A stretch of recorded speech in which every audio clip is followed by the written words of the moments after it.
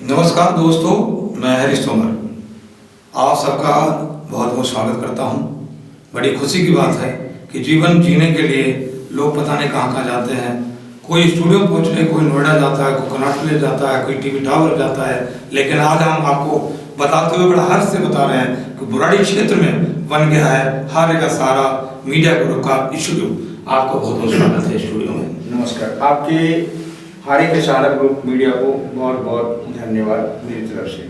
और आपका जो ग्रुप है, जो डेडिकेटेड पर्सन्स हैं, वो बहुत अच्छे लगते हैं, फील्ड में बहुत अच्छे डेडिकेटेड रहते हैं, तो उनको भी मेरी तरफ से बहुत बहुत धन्यवाद। बहुत बहुत शुभकामनाएं आपके लिए भी। मैं चर्चा करना चाहूँगा कि इस बार दिल्ली विधानसभा में क्या कुछ होने वाला है। क्या वाकई में जो केजरीवाल सरकार 10 साल से बैठी है उसका बदलाव होने का कुछ घड़ी आ चुकी है या नहीं? बुराड़ी विधानसभा में क्या होगा इस बार?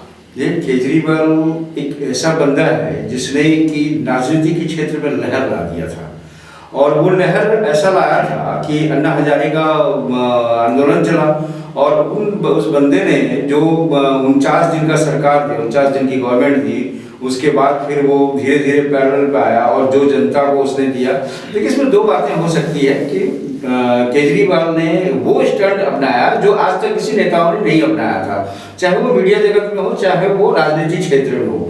केजरीवाल एक वो अपने आप को वो स्टंट करता है कि भाई मैं डायरेक्ट, वो हमेशा डायरेक्ट अप्रोच करता है, वो किसी भी संघ को लेके या उसकी विश्वास नहीं करता है। आप देखेंगे कि उसके कई संगठन में कई लोगों को उसने बाहर कर दिया या खुद निकल जाते हैं, तो उसका एक ही रीजन है, वो ये चाहता है कि मैं डायरेक्ट जो है पब्लिक के साथ इंटरेक्ट रहूं, ताकि मेरा जो वैल्यू है वो बना रहे। चाहे वो मीडिया जगत का हो, चाहे वो किसी थर्ड पार्टी पर्सन का हो, चाहे कोई पार्टी का हो। मैं किसी पार्टी का नाम नहीं लूंगा, बट ये कहूंगा कि भाई किसी पार्टी को जल्दी शामिल नहीं करते। तो केजरीवाल अपने आप में एक बहुत अच्छा क्या अभी वो भी है कि जनता के 10 साल के बाद में भी क्या फिर लाएंगे केजरीवाल की जनता दिल्ली की? हाँ, ये बात है। हाँ, ये कयास लगाई जा सकती है कि सीटों में कुछ थोड़ी कमियां आ सकती है, लेकिन केजरीवाल ने जो अपने छाप छोड़े हैं बाहरी दिल्ली और इसको लेकर के, तो वो कहीं ना कहीं लगता है मुझे कि इस बार के सरकार तो केजरीवाल की ही बनेगी, इसमें कोई शक नहीं है, कहीं से भी कोई शक, क्योंकि सामने वाले पार्टी ने कुछ किया नहीं ना, सिर्फ हवाले दिया, सपने दिखाए, लेकिन धरातल पे कुछ किया नहीं। इसने गड्ढे जरूर खोदे हैं, लेकिन गड्ढे खोद के इसने काम भी दिखाए हैं। तो जनता के जो मूड है, जनता का जो मूड मैं समझ पा रहा हूँ, तो जनता तो ये चाहती है कि भाई कोई ऐसा हमारे बीच का बंदा हो जो हमारे साथ गले लग सके।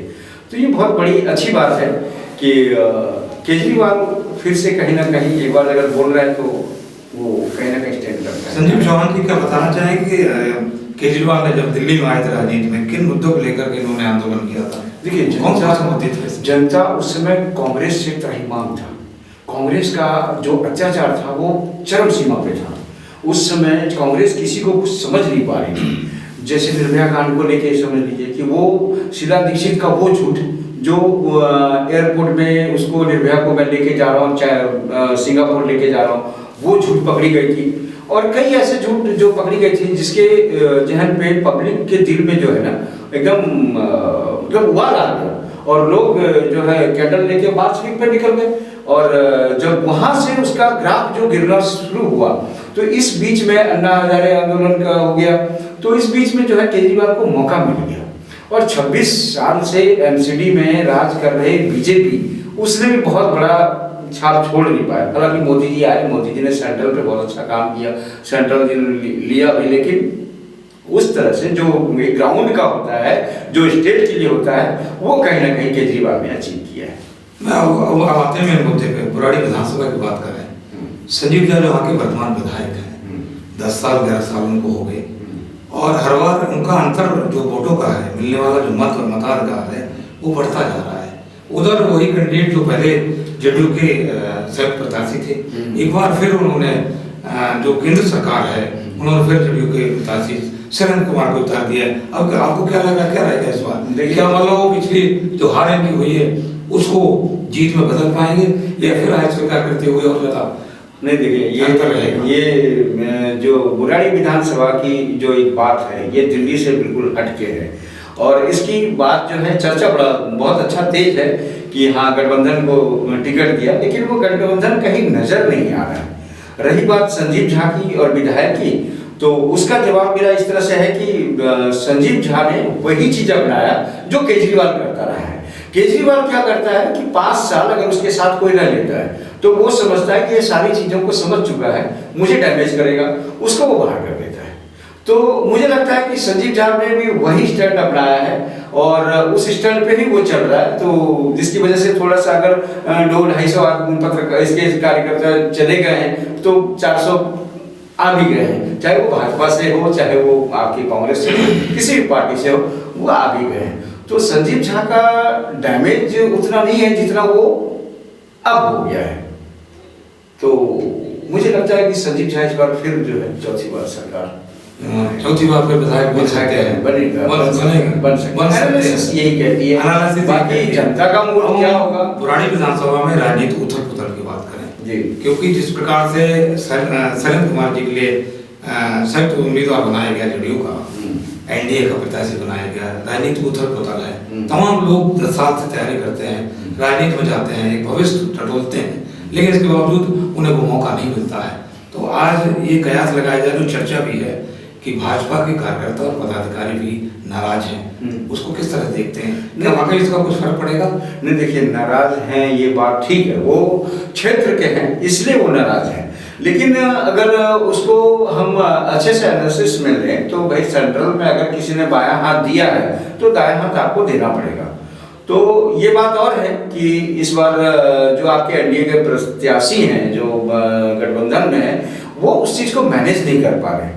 लेकिन इसमें बहुत बड़ा चीज़ नहीं है कि इसको मैनेज नहीं किया जा सकता था, इसको मैनेज किया जा सकता था। अगर सेंट्रल में मोदी जी मैनेज कर रहे हैं तो स्टेट में भी इनको करना चाहिए था, चाहे वो किसी भी हो सकता है भाई वो अपर लेवल का क्या उनके साथ हिसाब किताब है, तो कई चीज़ें कयास लगाई जा सकती जो मैं ऑन कैमरा जो है अभी कैसे बोल सकता हूँ जब तक वो धरातल पे ना आ जाए। तो उसके बाद ही हम लोग जब जीत हार होगा तो एनालिसिस करेंगे, बैठेंगे ऐसे ही स्टूडियो में बैठेंगे और हम लोग चर्चा करेंगे लगातार। दिल्ली की पुरानी विधानसभा में जो कांग्रेस पार्टी डूब चुकी थी, कहीं नजर नहीं आती थी, लेकिन जब से मुकेश त्यागी जी यहाँ, ये अच्छी बात है आपने, ये बहुत बढ़िया बात है उठाया आपने कि हर बार देखिए इनका जो कांग्रेस का जब पिछली बार देखेगा, पिछले बार की चुनाव अगर देखेंगे तो लोग टिकट नहीं लेते थे, डर के मारे कहते थे यार कांग्रेस का टिकट कौन देगा, जबरदस्ती टिकट दिया करते थे और नहीं लेते थे। लेकिन इस बार जो लगता है इनका जो प्रदेश अध्यक्ष जब चेंज हुआ है, जब उन्होंने राजस्थान में काम किया और फिर दिल्ली में जब उनको पदभार सौंपा गया और जिस तरह से उन्होंने कदम उठाया, जिस तरह से मेहनत किया, ऐसा लग रहा है कि कांग्रेस को कहीं ना कहीं ग्राफ जो है उसको मिल रहा है। 0 to बॉटम तो नहीं कह सकते, लेकिन हाँ 0 to मध्य में जा सकता है वो। और कांग्रेस जो है इस बार जरूर जो है अपना रुतबा दिखाए। देखिए कुछ यहाँ 2 वोटर्स दिल्ली के अंदर क्या है, दिल्ली के अंदर मिक्सअप है, तो दिल्ली में कुछ ऐसा नहीं हो सकता है कि भाई हम कैलकुलेट कर लें कि ये वोट यहाँ है, ये वोट वहाँ है। हाँ मुस्लिम वोट है, 3-4 जगह पे ऐसे विधानसभा पे मुस्लिम वोट है, लेकिन मुस्लिम वोट पूरा उस पर जाएगा ये नहीं कह सकते आप। वो आम आदमी में भी है, क्योंकि झाड़ू ने बहुत कुछ दिया है उन लोगों को, मुस्लिम लोगों को, हिंदू के लिए किया हो या नहीं किया, लेकिन मुस्लिम लोगों के लिए बहुत कुछ किया है। तो ये जो एक कयास है, हाँ ये बात जरूर है कि कांग्रेस इस बार जरूर फ्लोर पे कुछ ना कुछ करेगी, सीटें जरूर लेके आएगी। आप एक पुराने पत्रकार हैं, आपके एनालिसिस से क्या लगता है आपको कि बुराड़ी विधानसभा में मुकाबला 2 पार्टियों के बीच में होगा या त्रिकोणीय मुकाबला में ये सीट चल सकती है? इसमें तो बहुत कह नहीं सकता, लेकिन हाँ इतना जरूर कहूँगा कि ये जो त्रिकोणीय था बुराड़ी, वो कहीं ना कहीं खत्म कर दिया गया। वो इस समय अगर मेरी ओपिनियन मांगते हैं या मेरी जाना चाहते हैं तो इसमें 2 ही पार्टी इस समय आमने सामने दिखाई दे रहा है जो बिल्कुल टक्कर में है। जो आपके प्रत्याशी हैं बुराड़ी के, वो कहीं ना कहीं एक अपने आप में छवि रखते हैं, उनके ऊपर कोई ऐसा दाग नहीं है, फ्रेश है बिल्कुल, तो उनका जो एक छवि है वो कहीं ना कहीं जनता को लुभाएगी। और दूसरी चीज़ है कि कांग्रेस ने बुराड़ी में भी काफ़ी मेहनत किया है उठाने के लिए। मुझे तो ऐसा लग रहा है कि बुराड़ी का ही ऐसा नेता हो जो सेंट्रल में जाके कहीं एक बड़ा मुकाम हासिल करे कि भाई कांग्रेस का सबसे ज़्यादा वोट लेके आए और अच्छा परफॉर्म किया है, तो मुझे ऐसे भी लग रहा है। और यहाँ पे है टक्कर सिर्फ 2 ही पार्टी में, झाड़ू और हाथ में है। दोनों एक दूसरे के हाथ में रहता है, झाड़ू भी हाथ में आ जाता है कभी, और कभी झाड़ू फिसल भी जाती है, तो ये दोनों चलता रहता है। चलते दिन बात करेंगे संजीव चौहान जी, क्योंकि जैसे जैसे चुनाव नजदीक आता है दिन प्रतिदिन चुनाव चेंज होता है, त्रिकोणीय मुकाबला रहेगा या टक्कर रहेगी, ये समय बताएगा।